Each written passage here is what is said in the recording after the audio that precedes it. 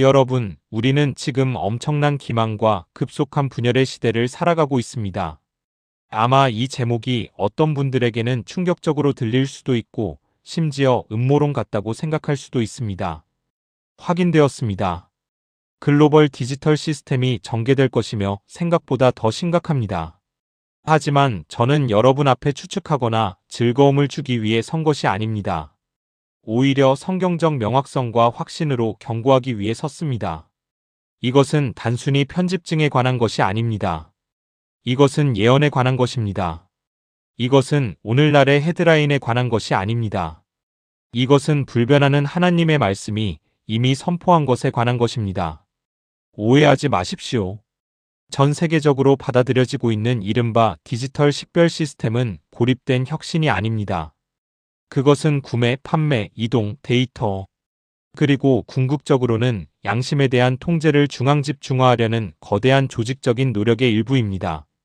정부와 기업들은 손을 맞잡고 약 2년 전 성경에서 고대의 경고록 13장에 언급했던 시스템을 만들고 있습니다. 즉, 아무도 특정 표식을 받지 않고는 사고할 수 없는 시스템 말입니다. 이 구절은 비유가 아닙니다. 시적인 은유도 아닙니다. 그것은 문자적인 현실이며 우리 눈앞에 다가오고 있습니다. 이 기술 그 자체가 궁극적인 압제자이거나 최종적인 구속의 표식은 아닙니다. 하지만 그것은 선구자입니다. 전조입니다. 정상화 과정입니다. 즉, 디지털 방식으로 추적 가능하고 강제할 수 있는 표식이 용인될 뿐만 아니라 필수적이라는 생각에 인류를 둔감하게 만드는 과정입니다. 우리는 이제 그러한 기술을 거부하는 것이 어리석고 구시대적이며 심지어 위험하게 여겨지는 지점에 도달했습니다. 그리고 바로 그것이 핵심입니다. 이 시스템은 그들의 배제를 정당화하기 전에 먼저 저항하는 자들을 비난해야만 합니다. 하지만 이것을 이해하십시오. 이 문제는 주로 기술적인 것이 아닙니다. 영적인 것입니다. 고대의 경고록 13장은 이 표식을 상거래뿐만 아니라 숭배와도 연결시킵니다. 이것은 충성의 문제입니다. 그 표식을 받는 자들은 궁극적인 지배자에게 충성을 바치는 행위로 그리할 것입니다. 그들은 확신보다 편리함을 진실보다 안전을 선택할 것이며 그렇게 함으로써 그들의 영혼을 위험에 빠뜨릴 것입니다. 이 표식은 단순히 한 체제에 대한 복종을 의미하는 것이 아닙니다. 그것은 진정한 구원자께 등을 돌리는 행위를 상징합니다. 이제 우리는 모든 것 중 가장 비통한 비극에 이르게 됩니다. 현대교회 강단에 흐르는 침묵 혹은 더 나아가 순응입니다. 경고의 나팔을 울려야 할 자들이 오히려 경고를 억누르고 있습니다. 사람들을 회개로 불러야 할 지도자들이 심판을 향해 질주하는 문화에 발맞추려 애쓰고 있습니다. 양떼는 양육되지 않고 진정되고 있습니다. 진리는 포용이라는 재단에 희생되고 있으며 그렇게 함으로써 많은 이들이 자신들의 신도들을 압제자에 저항하도록 준비시키는 것이 아니라 그를 환영하도록 준비시키고 있습니다. 이것은 배교입니다. 이것은 성경이 정확히 예언했던 것입니다. 마지막 시대의 사람들이 건전한 가르침을 견디지 못하고 귀를 즐겁게 하는 이야기들에 귀 기울이며 미신으로 돌아설 것이라고 말입니다. 그들은 요구함이 없는 진정한 구원자를 원하고 십자가 없는 복음을 하며 가없는 믿음을 원합니다. 그리고 그 기술이 다가올 때, 압력이 닥쳐올 때 그들은 그것을 받아들일 것입니다. 진리를 몰라서가 아니라 진리를 진정으로 사랑한 적이 없기 때문입니다.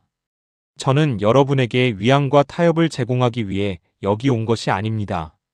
저는 여러분에게 용기, 믿음, 그리고 순종을 요구하기 위해 여기 온 것입니다. 왜냐하면 성경은 분명히 말하기 때문입니다. 세상을 따르는 자들은 세상의 유익을 얻을 수 있지만 그들의 영혼을 잃을 것입니다. 그러나 그 표식을 거부하고 박해와 배제, 심지어 죽음의 위협 속에서도 진정한 구원자를 위해 굳건히 서는 자들은 그분과 함께 다스릴 것입니다. 고대의 경고록 24장은 그들에 대해 이렇게 말합니다. 그들은 그 압자나 그 형상에 경배하지 않았고 그 표식을 받지 않았으며 그들은 다시 살아나 1000년 동안 구원자와 함께 다스렸습니다. 이것은 게임이 아닙니다. 훈련도 아닙니다. 미지근한 믿음을 가질 때가 아닙니다. 여러분은 구원자와 함께 서거나 세상과 함께 무너질 것입니다. 중간 지대는 없습니다. 믿음의 시대는 끝났습니다. 교회는 깨어나야 합니다. 여러분도 깨어나야 합니다. 그 기술은 현실입니다. 시스템이 부상하고 있습니다. 경고는 이미 울렸습니다. 이제 질문이 남았습니다. 세상의 권력에 곡 숙이겠습니까? 아니면 진정한 구원자를 위해 굳건히 서겠습니까? 저는 고개 숙이지 않을 것입니다. 저는 그 표식을 받지 않을 것입니다. 영원한 생명을 디지털 편의와 바꾸지 않을 것입니다. 하나님의 은혜로 여러분도 그래야 할 것입니다. 주님께서 우리에게 인내할 힘 볼 수 있는 명확함 그리고 굳건히 설담대함을 허락하시기를 바랍니다. 그러하옵니다. 오소서. 주님, 우리가 직면하고 있는 현실은 허구가 아니며 추측도 아니고 어떤 극단적인 이론의 산물도 아닙니다. 그것은 수세기 동안 성경이 경고해 온 것과 정확히 일치하는 세계적인 통제 시스템의 냉정하고 부인할 수 없는 전개입니다. 우리는 실시간으로 인간의 행동을 전 세계적으로 감시하고 규제하고 지시할 수 있는 디지털 인프라의 부상을 목격하고 있습니다. 상상조차 할 수 없었던 세상 즉 모든 거래, 모든 움직임, 모든 생각이 추적되고 평가되는 세상이 이제 가능할 뿐만 아니라 필수적인 것으로 홍보되고 있습니다. 우리는 이것이 안전, 건강, 편의, 그리고 현대화에 관한 것이라고 듣고 있습니다.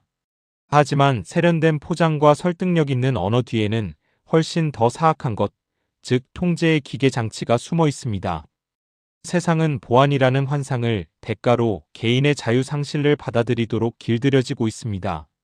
그리고 우리는 프라이버시의 느린 침식 금융 시스템과 디지털 신분증 기술의 통합, 그리고 인공지능이 인간 생활의 거의 모든 영역에 통합되는 것을 목격하고 있습니다. 이 모든 것이 순식간에 조여질 수 있는 그물을 형성하고 있습니다. 이것은 단순히 피부 아래의 작은 기술 조각이나 손에 새겨진 표식에 관한 것이 아닙니다. 그것은 궁극적으로 예언된 진리에 저항하는 한 강력한 개인에게 전 세계적 권력을 완전히 통합하는 것에 관한 것입니다. 고대의 경고록 13장에서 하나님의 말씀은 분명합니다. 이 시스템이 단순히 수능뿐만 아니라 숭배까지 요구하는 때가 올 것입니다. 그 표식 없이는 아무도 사고할 수 없을 것입니다. 이것은 공상과학이 아닙니다. 이것은 고대 성경의 예언이며 지금 뿔과 불이 아니라 액과 생체 인식, 그리고 디지털 화폐를 통해 전개되고 있습니다. 이 모든 것을 더욱 위험하게 만드는 것은 사람들이 얼마나 쉽고 자발적으로 그것을 수용하고 있는가 하는 점입니다. 아직 강요당하고 있지는 않지만 설득당하고 유혹당하고 있습니다. 시스템은 발전으로 판매되고 있으며 대중은 자유를 기능성과 교환할 준비가 되어줄을 서고 있습니다. 그리고 충성을 강제하고 복종을 요구하고 충성스러운 표식을 요구할 때가 오면 이미 틀이 마련되어 있을 것이고 사람들은 이미 준비되어 있을 것입니다. 이것이 바로 성경이 우리에게 기대하라고 말했던 세상입니다. 진리에 대한 통일이 아니라 통제에 대한 통일을 이룬 세상 말입니다. 그리고 만약 여러분의 눈이 하나님의 말씀에 고정되어 있지 않다면 여러분은 그것이 무엇인지 제대로 보지 못할 것입니다. 여러분은 조류에 휩쓸려 저항이 어리석다고 확신하고 가장 쉬운 길이 유일하게 논리적인 선택이라고 생각할 것입니다. 그러나 그 길은 멸망으로 이어집니다. 글로벌 통제 시스템은 다가오고 있는 것이 아닙니다. 이미 여기에 있습니다. 서서히 그 손나기를 조여오며 하나님에 대한 마지막 반역 행위를 위해 세상을 준비시키고 있습니다. 그리고 깨어있는 자들, 진리를 아는 자들은 침묵해서는 안 됩니다. 우리는 경고해야 합니다. 우리는 지켜봐야 합니다. 그리고 무엇보다도 우리는 굳건히 서야 합니다. 왜냐하면 시스템이 부상하더라도 우리의 왕은 오고 계시며 그분은 그 압제자와 자신의 보좌를 나누지 않으실 것이기 때문입니다. 우리가 그 압제자의 표식에 대해 말할 때 그것이 단순히 기술, 생물학 또는 상업의 문제가 아니라는 것을 이해하는 것이 중요합니다. 그것은 무엇보다도 숭배의 문제입니다. 그 표식의 위험은 그것의 디지털 정교함이나 물리적인 이식에 있는 것이 아니라 그 영적인 의미에 있습니다. 궁극적으로 그것은 손안의 기술 조각이나 마스켄에 관한 것이 아닙니다. 그것은 잘못된 왕에게 충성을 다하는 마음에 관한 것입니다. 고대의 경고록 13장은 그 표식을 중립적인 경제적 장치로 제시하지 않습니다. 그것은 압제자 숭배와 직접적으로 연결되어 있습니다. 15절은 그 압제자의 형상을 숭배하기를 거부하는 자들은 죽임을 당할 것이라고 말하고 16절은 표식이 순응하는 모든 사람, 즉 작은 자와 큰 자, 부유한 자와 가난한 자유로운 자와 노예에게 주어질 것이라고 명시합니다. 이 표식은 단순히 도구가 아닙니다. 그것은 충성의 상징입니다. 그것은 소지자가 압제자의 시스템에 속하며 그의 권위를 받아들인다는 것을 식별하는 영적인 각인입니다. 이것이 바로 큰 기만입니다. 무해하고 유익한 것으로 판매될 것이 진실로는 살아계신 참된 하나님에 대한 반역 행위라는 것입니다. 그것은 우상 숭배 행위로 제시되지 않을 것입니다. 해결책으로 포장될 것입니다. 편리함, 건강, 접근성, 그리고 안전에 대한 약속으로 쌓여 있을 것입니다. 하지만 그 모든 것 밑에는 복종에 대한 요구가 있습니다. 여러분은 시스템에 참여할 뿐만 아니라 그 시스템이 대표하는 것, 즉 인간을 높이고 진정한 구원자를 모독하는 신없는 세상 질서에 자신을 맞춰야 할 것입니다. 분명히 말해서 그 표식을 받는 자들은 영혼을 잃도록 속는 것이 아닙니다. 그들은 기꺼이 영혼을 넘겨줍니다. 그 표식은 충성심의 시험이 될 것입니다. 어린 양을 따르는 자들과 압제자를 따르는 자들 사이에 그어진 선이 될 것입니다. 그리고 그 순간의 중립은 선택사항이 아닐 것입니다. 침묵은 안전이 아닐 것입니다. 모든 사람은 자신의 선택을 통해 자신이 진정으로 누구를 숭배하는지 선언할 것입니다. 이것이 바로 그 표식이 그렇게 비극적인 이유입니다. 고대 경고록 14장 9절은 그 표식을 받는 자들이 하나님의 진노의 포도주를 그분의 분노의 잔에 가득 부어 마시게 될 것이라고 분명히 말합니다.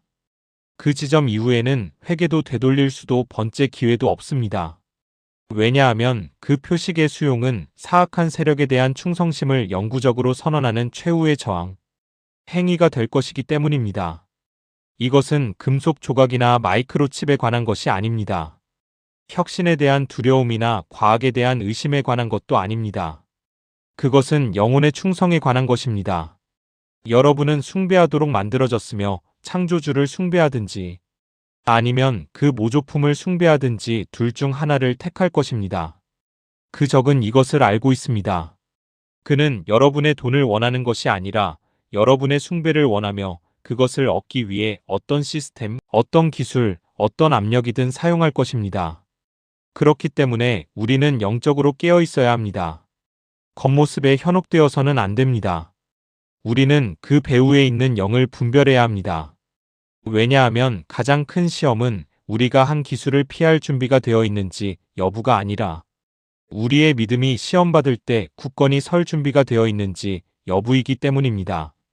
질문은 그 표식은 무엇인가가 아니라 누구를 숭배하는가입니다.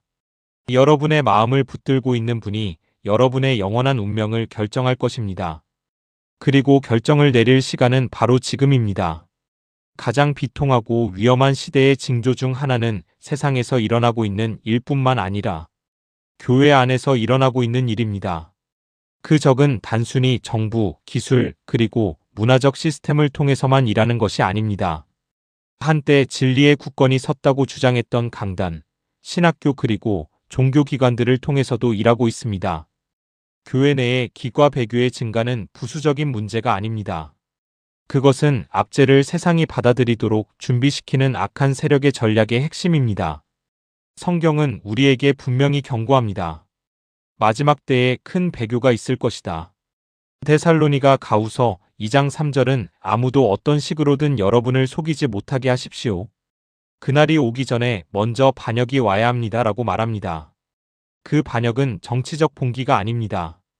그것은 영적인 탈선입니다. 한때 진리를 고백했던 자들이 성경적 진리를 버리는 것입니다. 우리는 지금 그것이 전개되는 것을 보고 있습니다. 한때 회개를 설교했던 교회들이 이제 자기 존중을 설교하고 있습니다. 한때 죄를 죄라고 불렀던 목사들이 이제 그것을 변명하고 재정의하거나 아예 무시하고 있습니다. 교리적 확신은 문화적 관련성으로 교환되었고 거룩함은 오락으로 대체되었습니다. 하나님을 경외하는 마음은 사람들의 인정을 추구하는 것으로 대체되었습니다. 오늘날 많은 교회들은 사람들을 구원자를 위해 고난받도록 준비시키지 않고 오히려 구원자와 전쟁 중인 세상에 편안하게 적응하도록 준비시키고 있습니다. 그들은 사랑에 대해 말하지만 그것을 진리라는 토대에서 분리시키고 연합에 대해 말하지만 그것을 복음에서 단절시킵니다. 그리고 그 압제자의 시스템이 부상할 때 그리고 그것은 부상하고 있습니다. 그들은 그것을 경고하지 않을 것입니다. 오히려 그것을 받아들일 것입니다. 종교적인 언어로 세례를 주고 기독교적인 용어로 위장할 것입니다. 그들은 이것은 공동선을 위한 것이다. 혹은 구원자께서도 이것을 지지하셨을 것이다. 우리는 문화를 포용하기 위해 적응해야 한다고 말할 것입니다. 하지만 그것은 적응이 아니라 배교입니다. 진정한 위험은 교회 밖에만 있는 것이 아닙니다. 그것은 안에 있습니다. 구원자께서는 많은 거짓 선지자들이 일어나 많은 사람들을 그릇된 길로 인도할 것이라고 하셨습니다. 바울은 사나운 늑대들이 무리를 아끼지 않을 것이라고 했으며 베드로는 교사들이 파괴적인 이단들을 은밀히 들려와 심지어 그들을 사신 주님을 부인할 것이라고 말했습니다. 이것은 가설이 아닙니다. 이것이 우리의 현실입니다. 하나님의 말씀을 두려워하지 않고 회개를 설교하지 않으며 사람들에게 자기를 부인하고 구원자를 따르라고 요구하지 않는 남녀들로 가득 찬 강단이 있습니다. 그리고 그들의 신도들은 그것을 너무나 좋아합니다.